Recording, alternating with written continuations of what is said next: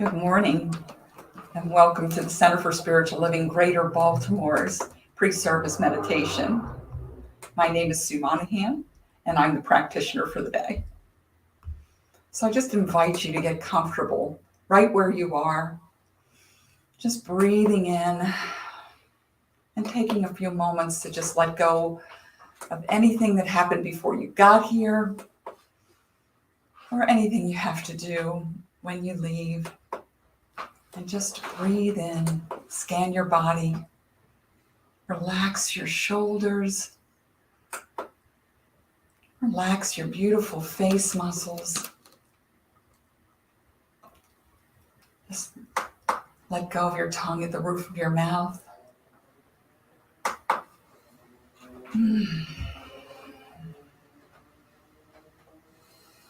So this is a metta meditation, and it's about loving kindness.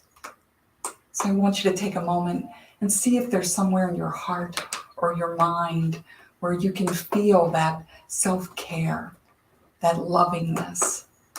And as you repeat these words, just see if you feel this anywhere in your body.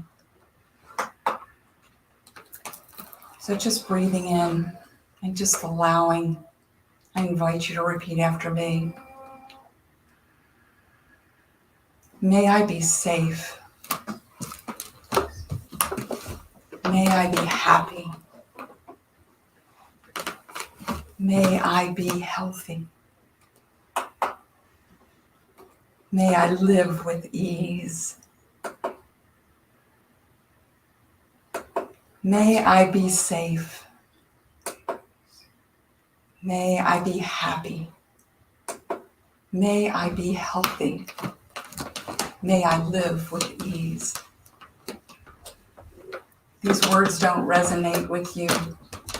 Just pull forward something that does. You can say, I am safe, if you prefer. Anything that resonates with you. May I be safe. May I be happy. May I be healthy. May I live with ease.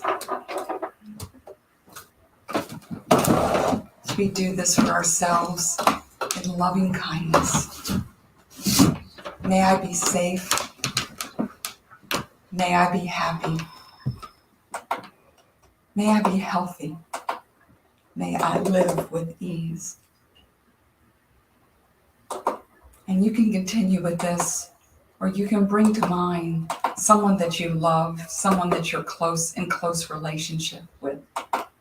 And you can say the following for them. Right there. May you be safe. May you be happy. May you be healthy. May you live with ease. May you be safe. May you be happy. May you be healthy. May you live with ease. May you be safe. May you be happy. May you be healthy. May you live with ease. And now as you do this, you can call to mind someone that's neutral in your life, and you can offer this to them. May you be safe. May you be happy. May you be healthy. May you live with ease.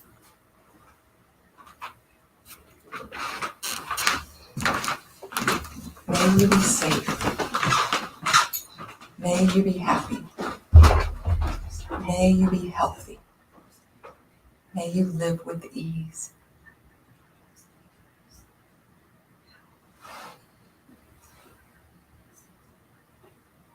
If you're feeling this loving kindness, you can extend it out to someone that you're not particularly fond of, someone that you have a hard time with, that brings trouble to you, and say, may you be safe. May you be happy. May you be healthy. May you live with ease. May you be safe. May you be happy. May you be healthy. May you live with ease. Just breathing in deeply.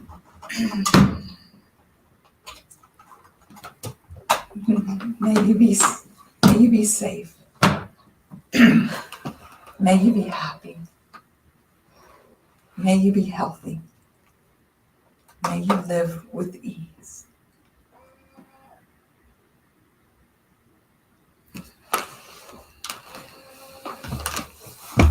And extending this loving kindness out into the universe, into all beings.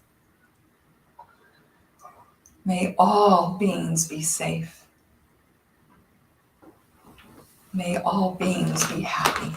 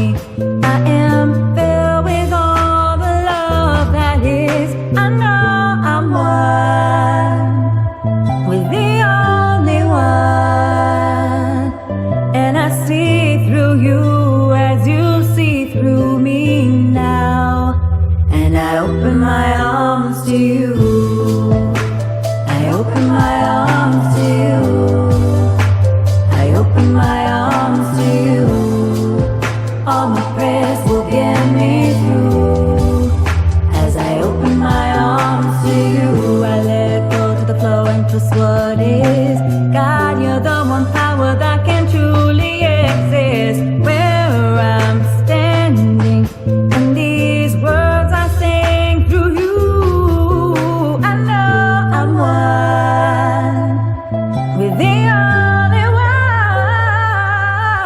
and I see through you as you see through me now. And I open my arms to you. I open my arms to you. I open my arms to you. All my prayers will get me through as I open my arms to you. If you had hands, I'd feel them on my heart. Feel the wind like a blanket on my soul. And every whisper would be a reminder that you're always here with me as I open my arms to you.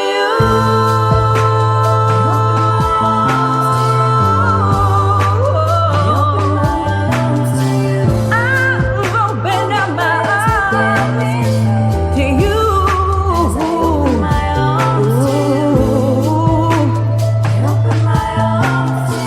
I've opened my arms. I've opened my arms to you. All my prayers, all my prayers, all my prayers.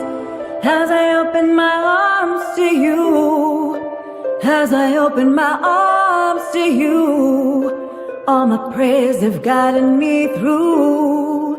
As I open my arms to you.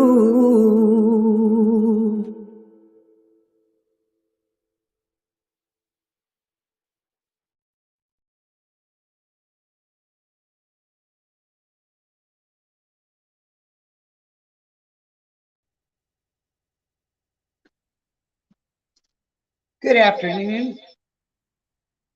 Welcome to the Center for Spiritual Living Greater Baltimore's mid-afternoon service. I am Robin Fahrenholt, your host. Our speaker today is the illustrious Reverend Kathleen Sibley. Our musician is Felicia Taylor, and our practitioner who led that pre-service meditation is Sue Monahan. Thank you all for your service.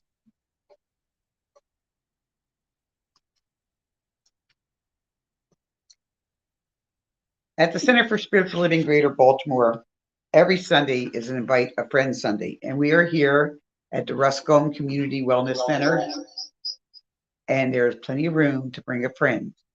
So please invite someone to service. We would love to have them along, hang out with us, or they can again participate via StreamYard through YouTube or Facebook. On the first Sunday of every month, our plan is to honor the world's religions. First, before we honor those religions, Sue's going to lead us in an opening prayer. So please, Sue, do your thing.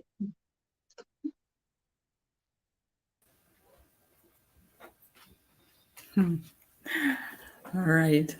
So just breathing in deeply. I invite you to close your eyes. Let's take that in. And this is what I know. I know that there's one power and one presence, and that is the infinite created source that created all life out of itself and is made manifest through each and every one of us. As we come together today, we come together to recognize and celebrate each other, the divinity within each other. We're grateful for this lesson, for this time together, to be together, to be present together. I'm so grateful for this and so much more. It's all God, and so it is. And so it is. So it is.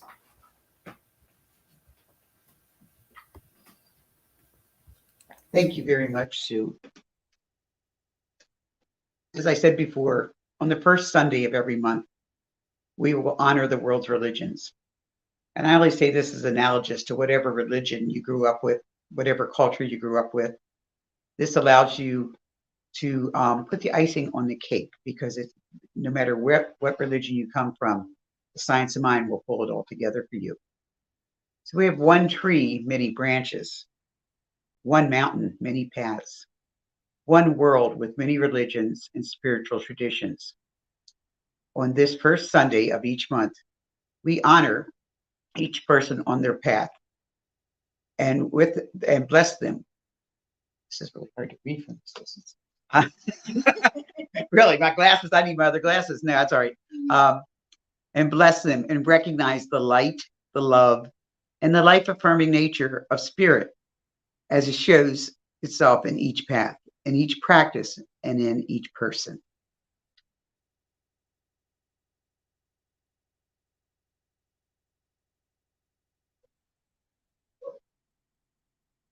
So do you want me to go through all the world's religions?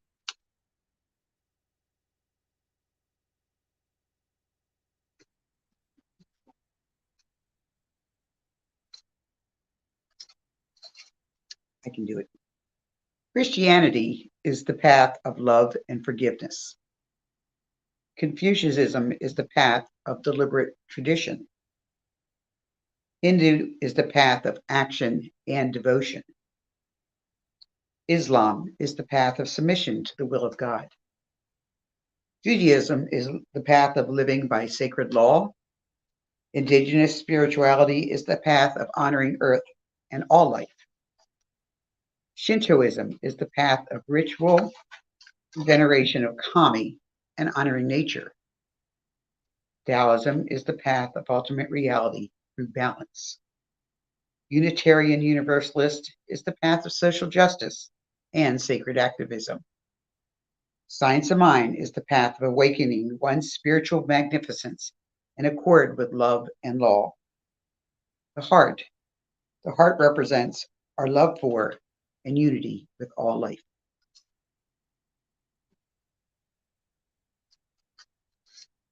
Did you know that prayer works? I do. I know that prayer works. Okay? As a community, we continue to treat and move our feet. We pray and we act, knowing that the truth for everyone around the planet. Prayer requests can be sent to info@cslgreaterbaltimore.org. And so it is.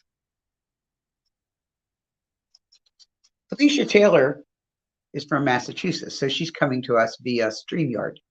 Let me give you a nice quote from Felicia. Her message is, excuse me, music heals the soul and opens doors to your heart you never knew you had. I give you Felicia Taylor.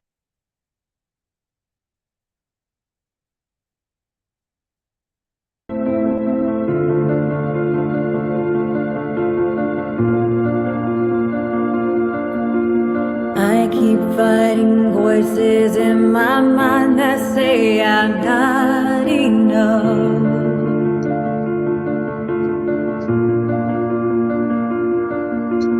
Every single lie that tells me I will never measure up.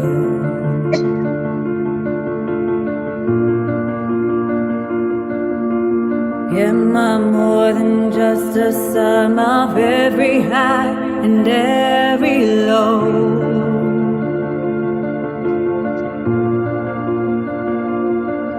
Remind me once again just who I am, because I need to know.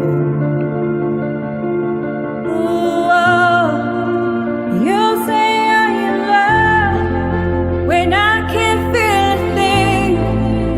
You say I am strong when I think I'm weak. You say I am held when I am falling short, when I don't belong. Oh, you say I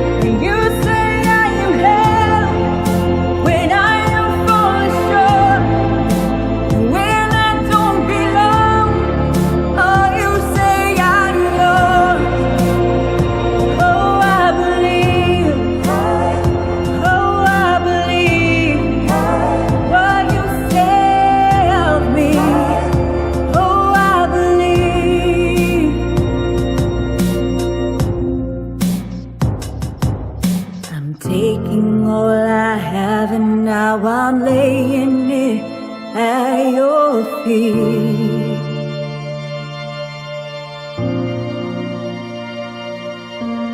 You have every failure, God. You have every victory. Ooh, you say I am loved when I can't feel a thing. You say I am strong when I think I'm weak. And you say I am held when I am falling short.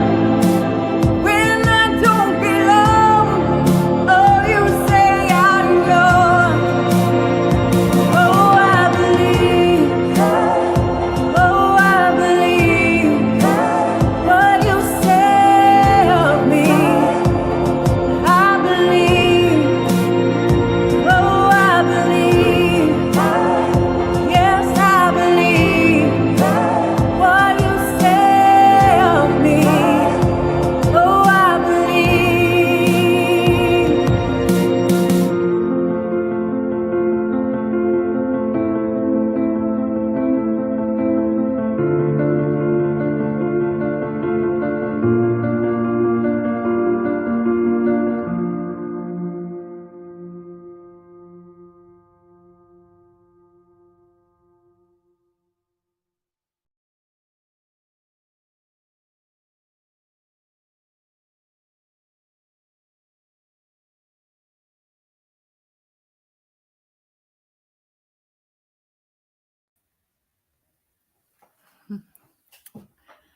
So, welcome to our spiritual practice. I invite you just to get comfortable, take a few moments, just breathing in deeply, accepting each breath as a gift of life, the divine creative power and energy that flows through you. And we know that it's done unto us as we believe, but there's that feeling, power, and potential that is behind that. And nothing brings that out like music. Thank you, Felicia Taylor. That was amazing. And there's another song that I remembered the lyrics to that I'd like you to contemplate during this spiritual practice. It comes from the musical Fame, and it's sung by Mariah Carey. It's called I Sing the Body Electric. I sing the body electric. I celebrate the me yet to come. I toast to my own reunion when I become one with the sun. And I'll look back on Venus. I'll look back on Mars. And I'll burn with the fire of 10 million stars. And in time, we will all be stars. I sing the body electric. I glory in the glow of rebirth, creating my own tomorrow when I shall embody the earth. And I'll serenade Venus, I'll serenade Mars, and I'll burn with the fire of 10 million stars. And in time, we will all be stars. So this is what I know. I know that we are all made of that divine stardust, that creative power from the Mother, Father, God, the creative potential of all. I give such thanks for this. I give such thanks for the vibration from music that just moves into our body and illuminates and lights us and enlightens us. It is good. It is so good. And so it is.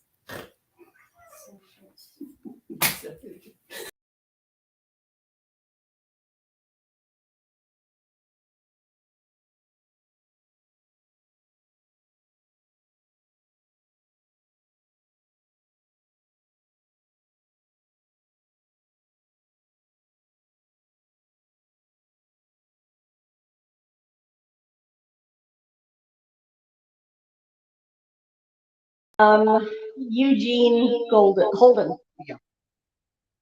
Regina. Genius. So while we figure out our sound. Okay. That's better. So we are figuring out a lot of stuff today. And one of the things we're figuring out is that God really is all there is. And God comes through on the days when it doesn't feel like much is going right. One of the things that I love about this teaching and my experience as a speaker is that 99 times out of 100, no matter what's going on, whatever happens right before the talk is part of the talk or is the talk. And so I just want to share with you that that particular high school is the one I wanted to go to, the one that's talked about in Fame. And it was, I didn't get to go there, but the activity of trying to go there changed my life. And that particular, the lyrics that were just read to that song were what I had asked for as our ministerial graduation song and theme. It's actually based on a poem by, I believe it's Walt Whitman. And it is a powerful, powerful song. And it actually very much gets to the core of what I'd like to talk about today. So we talk about self-care. And in this particular movement, we talk a lot about self-love and self-understanding and self-esteem. And when I was early in my learning curve with spirituality, one of the things I figured out very quickly was that if you don't have a sense of self, it's really hard to have self-esteem. And so one of the things I had to stop and do was figure out who I was. And that has become quite the question. Who do you think you are? It's a question I'm going to ask you to return to over and over this week. I had a friend who clued me into the idea that a great spiritual practice is taking all those things that got shouted at us as a kid and turn them into meditations.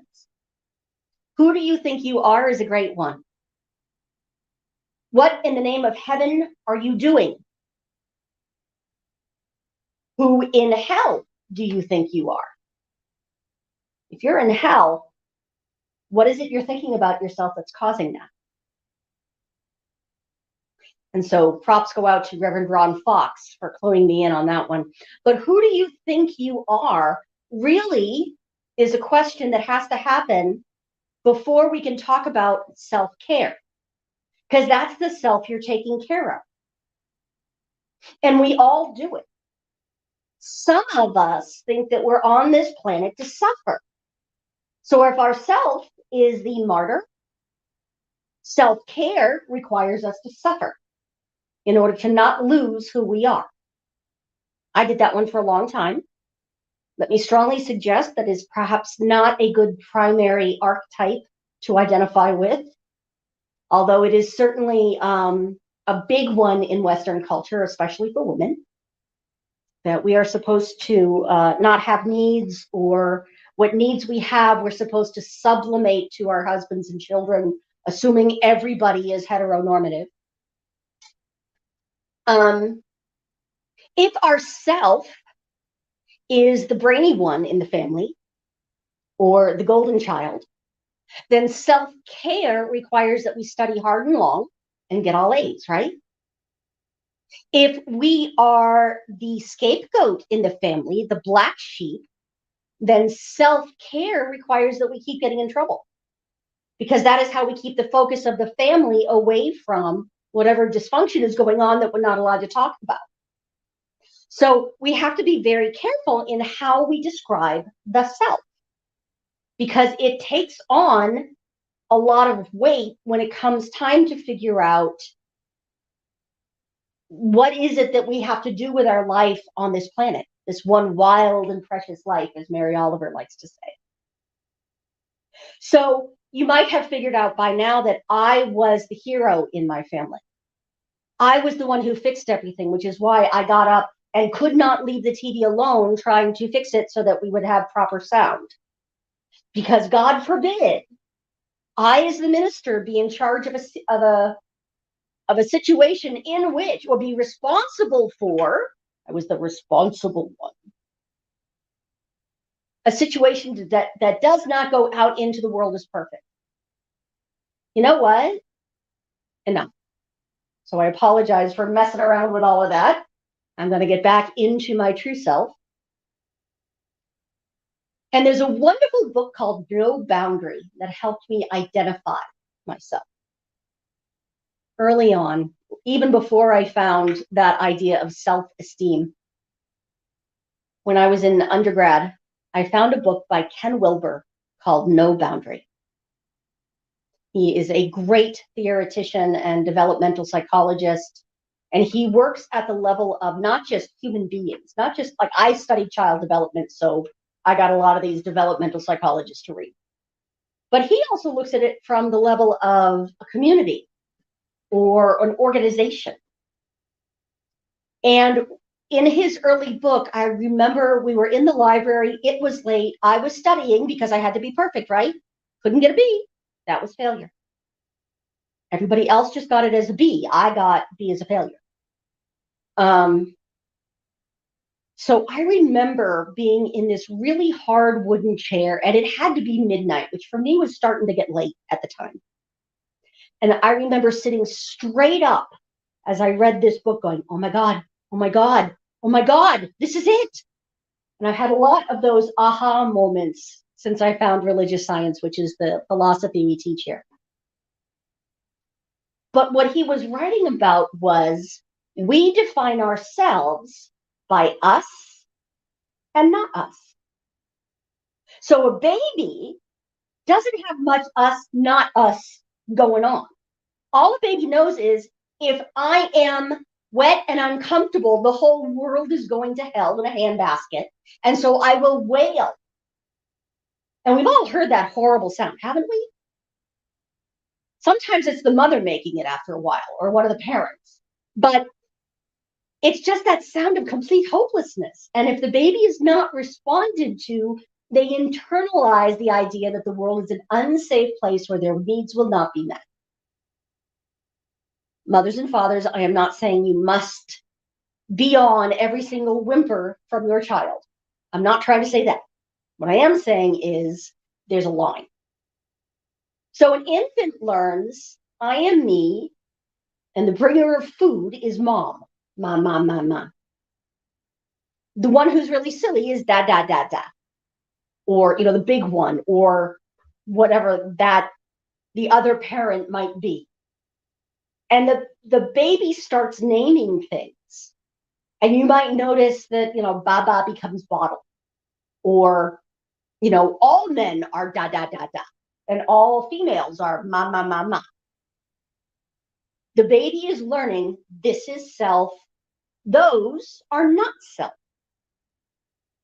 Now, fast forward a few years. Here in America, for what it's worth, in what I would consider Western culture, we have a habit of living from about here up. We're all up in our heads. Jan Van Zandt would say that we're up in our heads without adult supervision. And so what I think defines the world for me. There's people who think like me and people who don't and are therefore wrong. Eventually, I might start owning my feelings. For some people, for me, for a long time, this was a really scary thing to not just be intellectual about something, but to really feel when I was angry, when I was sad, when I was scared, when I was out of control. Like the TV was beating my IQ. And that was not okay with me. We'll figure it out after service. But in the meantime, head and heart come together. And when you take head and put it together with heart, what you get is wisdom. So those of us who are allowed and know how to have some skill with emotional intelligence, as well as intellectual intelligence, EQ and IQ. We own both our thoughts and our feelings, and we have learned to work with both. And so self, not self, is our own circle, but now it reaches like above our head and all the way to our hips. And then for some people, it's becoming very important to pay attention to their body.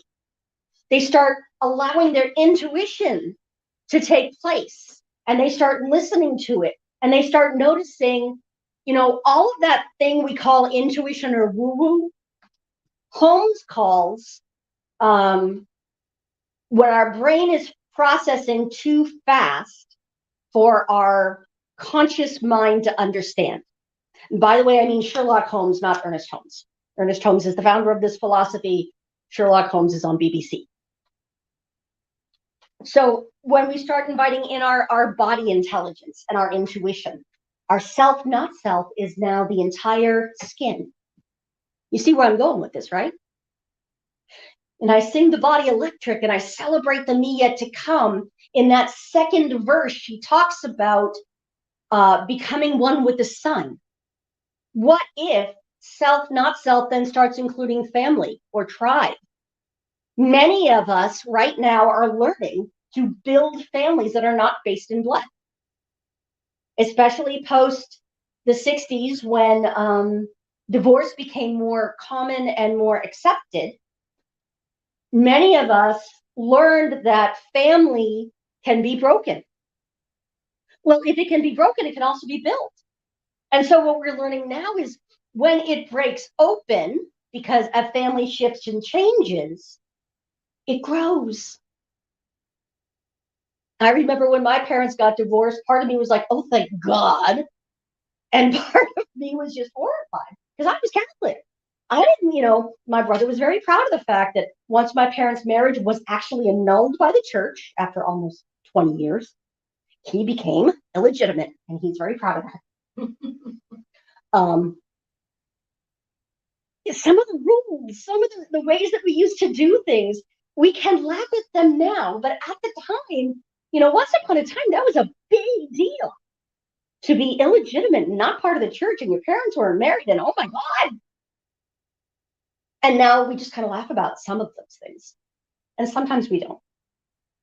So family can also be a self, not self boundary. And what's different about if myself is just me and my body, and so I take care of the food I eat, and I listen to my intuition, and I make sure I feel my feelings, and I'm clear in my beliefs. What if now I'm opening up to, I'm evolving into my family is my tribe. Now it's really important to me to look at my tribe and how am I part of my tribe? Once upon a time, it might have been really, really important to me to, as I'm getting my thoughts and my feelings and my intuition in order, knowing that I am an introvert, it's still very important to me to get alone. I love you people, go away. It's really important to be able to shut my door and not be with other people every day of the week. My very best friend is an extrovert. To her, shut my door and be alone for days at a time is her definition of hell. So how I am when my best friend is an extrovert and I'm an introvert, we have to find ways to work together. We have to find ways for our tribe to be able to complement each other in our needs. I am not going to go out every night of the week because my friend is an extrovert. She's not going to stay in and rewatch West Wing over and over just because I'm an introvert and I geek out over that stuff. She might be able to hang with Buffy the Vampire Slayer, but only once. So we have to start looking at self, not self. In this day and age where we have the internet and people on the other side of the world are becoming part of our tribe, when our closest friends may not even speak our language because they live in a different country, when our centers are starting to be more and more international, and now we have to learn how to schedule stuff so that it fits with my West Coast people and my tribe that are in Kenya and England. My boss is currently working from France. Even better yet, this week she is not working from Italy. Yay, vacation. But it used to be you had to live in the same town as your office in order to have that job, right? Within the next 6 months, we will be on both coasts and Europe, just in a 7-person team at home office. We'll have one in France half the time and another in Portugal full time. As our self, not self at CSL grows, we have to start learning how to work well with each other. And that's where self-care comes in.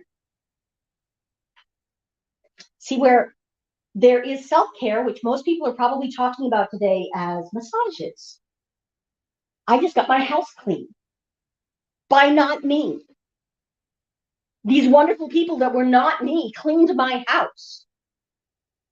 Of course, I, like everybody else, ran around and cleaned up before they got there, because that's what we do.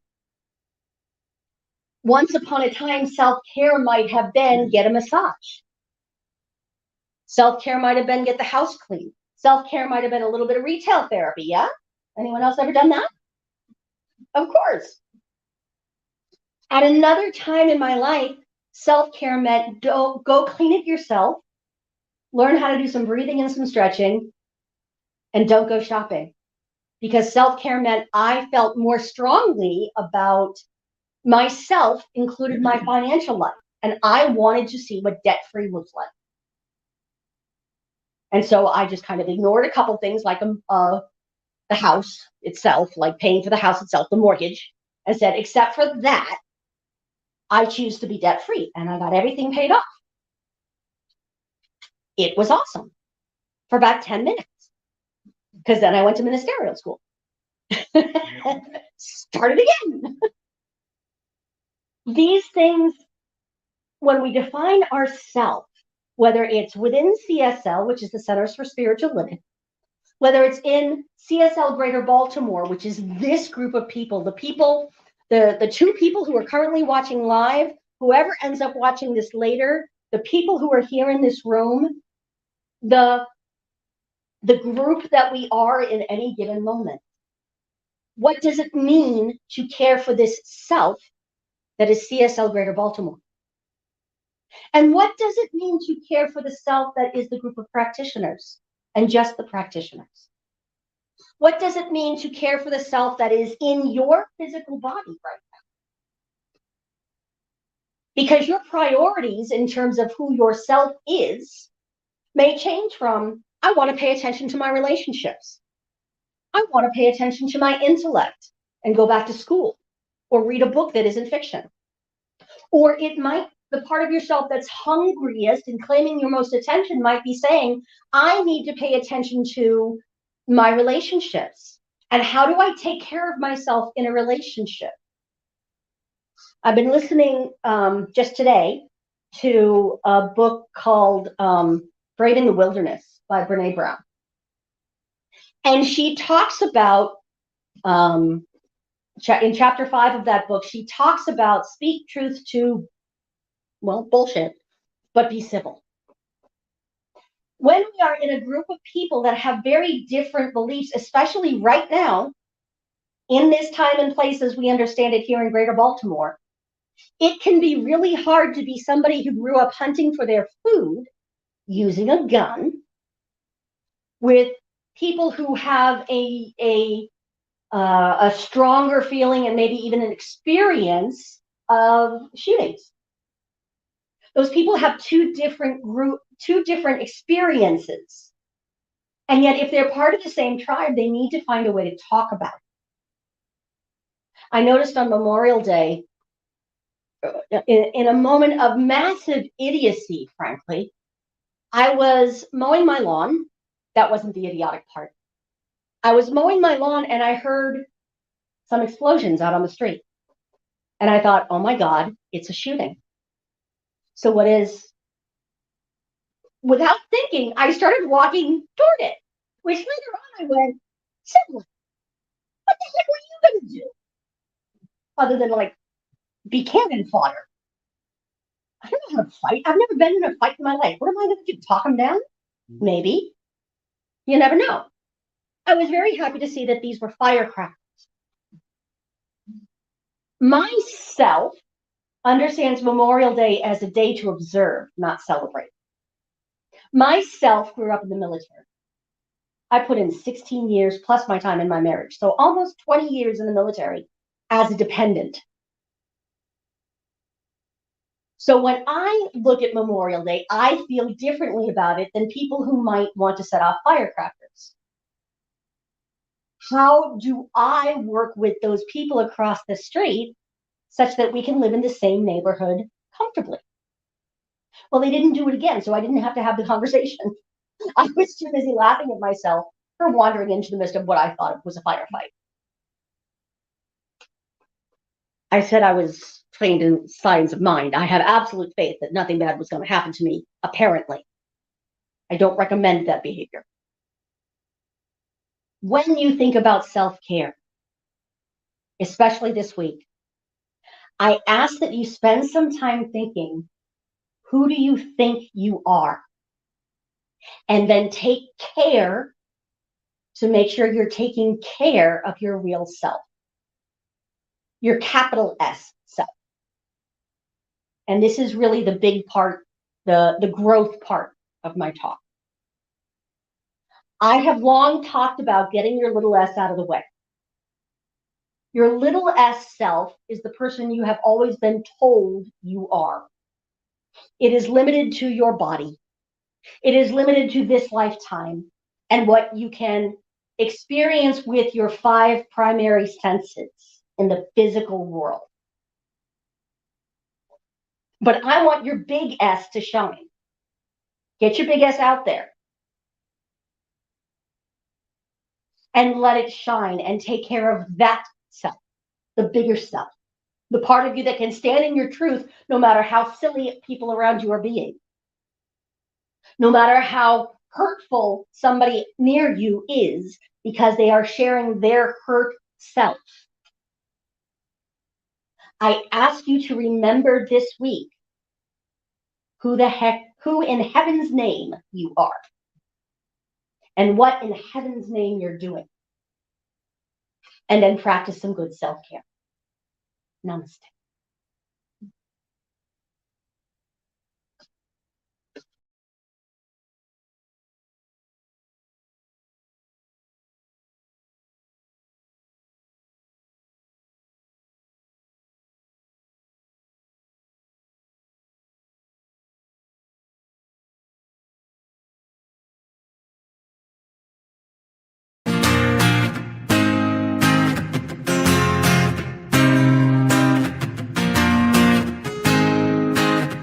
I am so grateful for everything in my life. Said I'm so grateful to wake up to the morning light. Won't take nothing for granted. Got my second chance at life. Walking on the path of righteousness with spirit by my side. Love and grace, yeah. Wake up every day to love and grace, yeah. No matter where I look, it's all over the place. Oh, God keeps on filling me with love. I look out for you, and you look out for me like brothers and sisters in one big family. We're a rainbow of diversity. Togetherness is a key. Acceptance of one another is the only thing that will set us free. Love and grace, yeah. I wake up every day to love and grace, yeah. No matter where I look, it's all over the place. Oh, God keeps on filling me with love.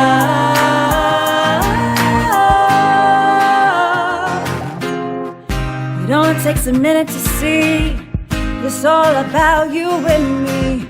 The love and grace is everywhere. but it's hidden underneath. You gotta look within, let it out, look around at the sky and the clouds, the people all around. God, fill me up, love and grace, yeah. Wake up every day to love and grace, yeah. No matter where I look, it's all over the place. Oh, God keeps on filling me with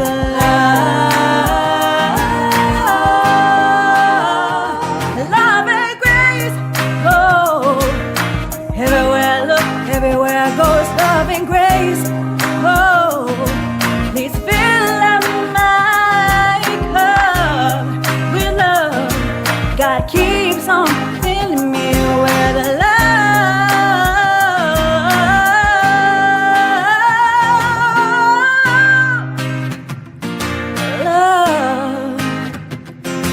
and grace, yeah.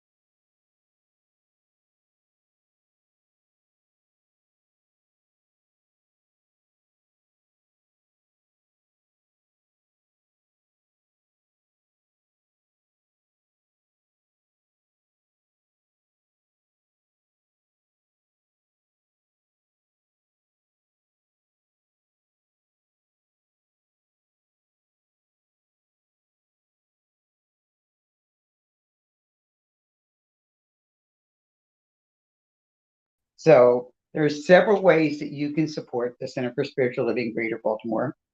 You can do it via PayPal, Giveify, text messaging, or the good old postal mail. If there's a certain place within the budget that you want your tithes or offerings to go, designate that. For example, we have an emergency care fund that you could designate it to. You could do the general operating fund, whatever you feel, if you feel called to do that. To text and Giveify, contact Sue Monahan, our distinguished practitioner on duty today, and she'll explain that to you. You can always trust the Board of Trustees, who I'm a member of, Sue's a member of, Harry's a member of, Nancy's a member of, other people are here, that we will be excellent stewards of the funds of this community. We take it very seriously. And that, we want these financial services not just to serve our community, but the community beyond this. For more information, you can always go to our website, cslgreaterbaltimore.org, and then it has a /giving, it has a little tab at the top. So in line with that, and if you're so moved to do, I ask that you join me in this declaration of wealth and abundance. I'll say it, and then you can repeat it afterwards. Together, as a community, let us declare our financial wealth and abundance. Together, as a community, let us declare our financial wealth and abundance. I joyfully, consciously, and gratefully participate in the law of circulation. I joyfully, consciously, and gratefully participate in the law of circulation. I trust in the spiritual principle. I trust in the spiritual principle that says, as I sow into my beloved community, I demonstrate my awareness. That says, as I sow into my beloved community, I demonstrate my awareness of standing not only in the flow, but as the flow itself. Of standing not only in the flow, but as the flow itself. As I sow of my time, my treasure, and my talent, as I sow of my time, my treasure, and my talent, I demonstrate my support and engagement in my community's vision. I demonstrate my support and engagement in my community's vision. I actively give as a demonstration. I actively give as a demonstration of manifesting, of reaping the harvest of a world that works for all. Of manifesting, of reaping the harvest of a world that works for all. So it is. And so it is. And don't forget that. And yeah, get your big ass out there. This is the time of service that you are to reminded that you are awesome. You're awesome. You're awesome for being here today. Awesome for giving a message. Also of giving your time, treasure, and talents. And I'm very grateful for everyone who is watching and everyone who has shown up here today. So blessings to all of you. Namaste. Want me to do it?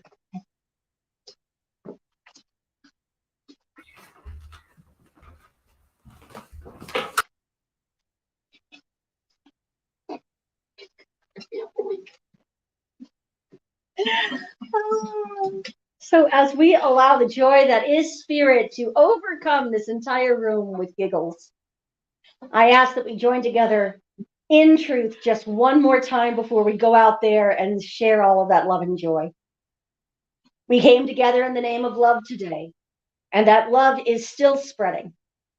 That self-love that has us practicing excellent self-care, and that love that is flowing to and through each and every one of us, creating peace here on earth, creating heaven here on earth, allowing us to go out into the world no matter when someone is hearing these words, allowing these words, this sense of truth, to go out into the world and have a lasting effect. I bless and celebrate this time together. I bless and celebrate everyone within the sound of my voice, everyone hearing this. I know it is good and very good. And so together we affirm. And so it is. Yea, God.